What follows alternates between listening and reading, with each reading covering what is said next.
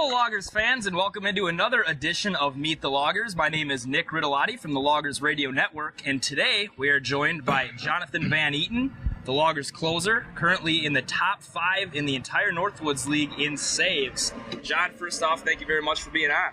It's a pleasure. Now, John, you're doing great in the closer's role, but as I know, you weren't always a closer. Take us back to high school.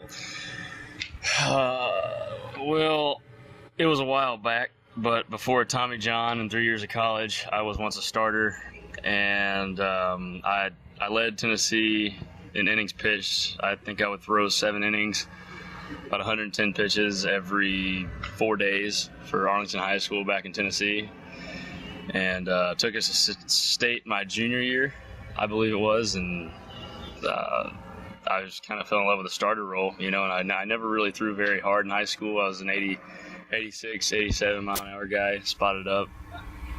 Alex Gunn from the right side, I like to say. So you weren't quite throwing the heat back then, right. Not 92. I'd have it, but I couldn't use it if I was going to throw 110 pitches. Let me put it that way. Now, back in high school, you actually had a choice to make. You were a defensive end, even had some schools calling your name to play college football. What went into the decision to drop a little weight and play baseball? I would always use my dad. My dad played football, and I would always tell him, I play football to stay in shape for baseball. And I ended up.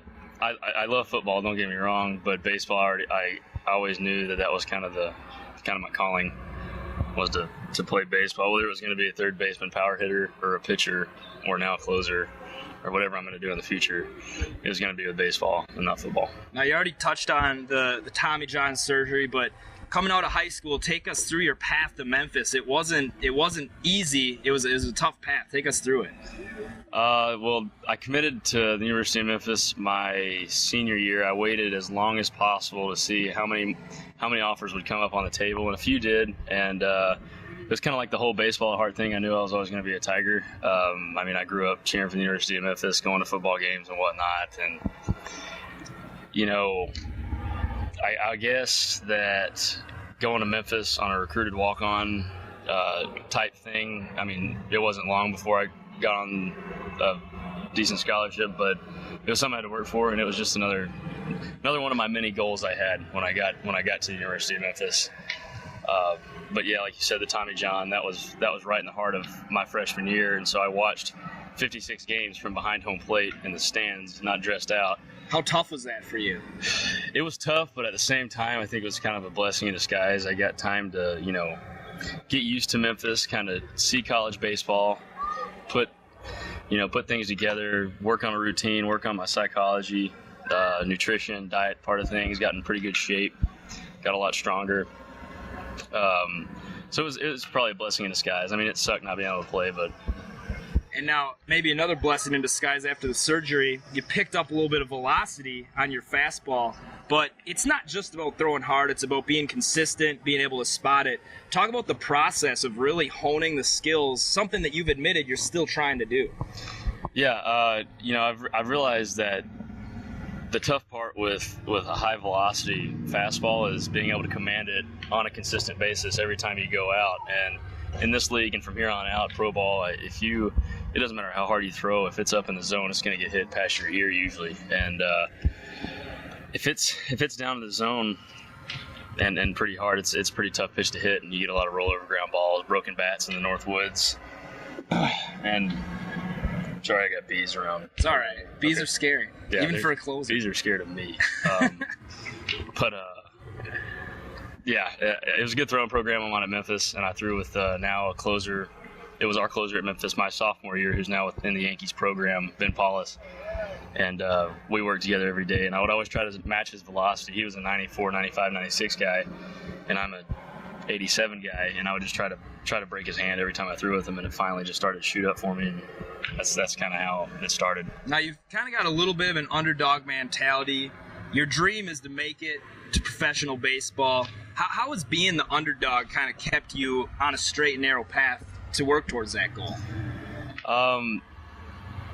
Let me put it this way.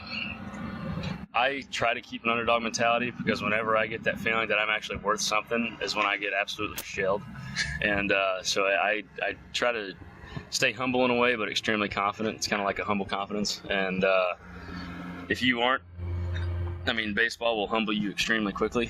And especially as a closer, you throw one bad pitch, the game's over. Versus as a starter, you can throw, a couple pitches where you don't want them, and you can still survive that thing. But with the game on the line, that's kind of what I thrive for. One bad pitch, and you're packing your bags up and probably heading home. So I kind of like that.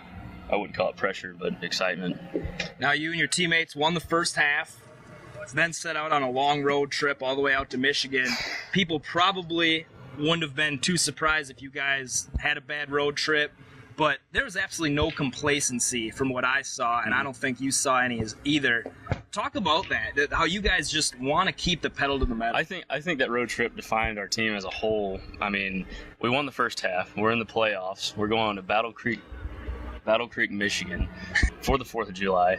And, it'd been real easy for us to lay down, for us to kind of just show and go, do the typical summer ball thing. But we still, Cap said, no way. We're still keeping this professional approach, trying to get the best record ever as a Logger team, which we have the talent to do it this year, and the mentality and the chemistry. But like I said, that road trip defined our team, coming out and winning the first 3 games pretty good. Not just getting away with wins, but first 3 wins were pretty decent, and then dropped 2 to Lakeshore, which that's a great team. I'd watch out for in the second half, especially at their place. Now talk about your closers' mentality. You can't come out, you talk about starting pitchers. They come out, they've got a pretty intense aura about them, but there's something different about closers, and you are no exception to that. Well, it's very different, but you see it in the majors all the time, how closers transition to the starting rotation. We were actually just talking about C.J. Wilson before the game about his transition as a reliever to a starter, and I like guys like Craig Kimbrell and Brian Wilson, and I don't know, Mariano Rivera. Yeah, he's probably the greatest of all time, but he's a little too calm for me, and I enjoy messing around with the teammates, but there's a switch I have that I can turn it off and on when I need to. And, Coach Katz is big on asking me, what'd you throw in this count and why'd you throw it? Well, honestly, when I'm out there, it's kind of like a blackout, and I don't even feel like a human being. And it's just don't feel like a human being. It's just a weird feeling that, okay, there's a sign, boom, done. All right, whatever. And usually the games that I remember what I threw, the outcome was not what I wanted. So, like I said, when you interviewed me, it's kind of like a silent mental assassin. A mental assassin. Yeah, there we go. Now, it's good. When you're done being the assassin and you've gotten that third out in the bottom, the 9th inning, or whatever inning it may be to finish out the save, you're always on the mound and you yell, boom. Where did that start, and what's that all about?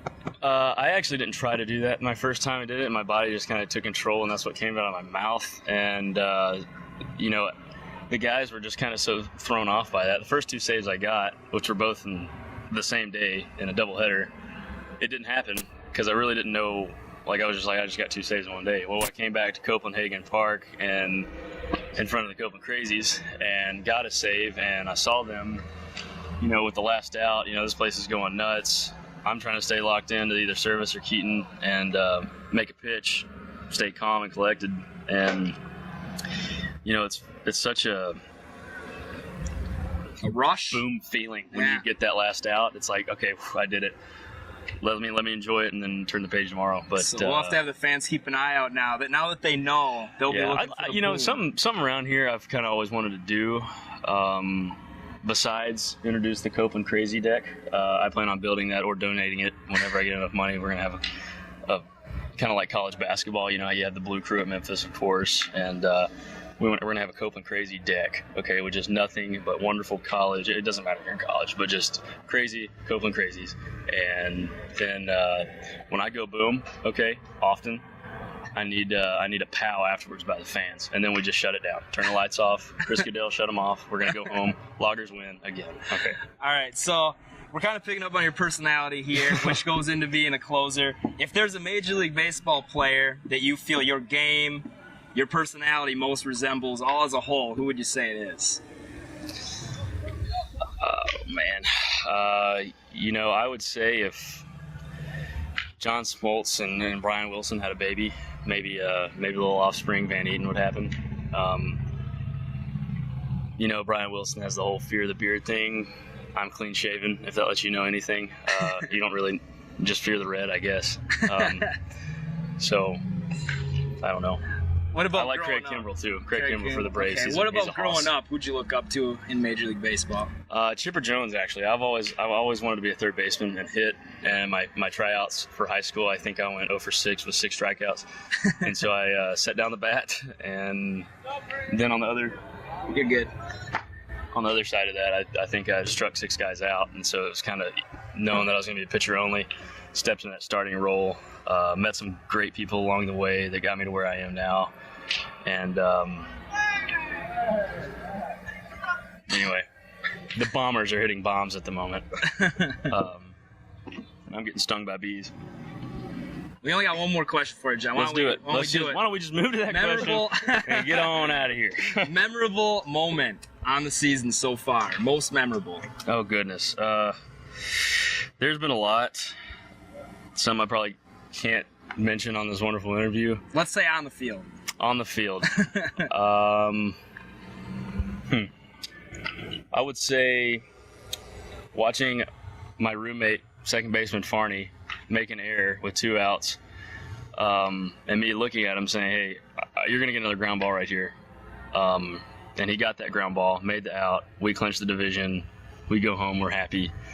And that's probably the best one so far. In front of the Copeland Crazies. We wanted to clinch in front of them, and I'm glad we could do that. All right. Well, yeah. Copeland Crazies, as John is trying to tag all of you Loggers fans, thanks for tuning in to another edition of Meet the Loggers. John, thank you very much for joining us. Absolutely, Nick. Good luck tonight. Thank you.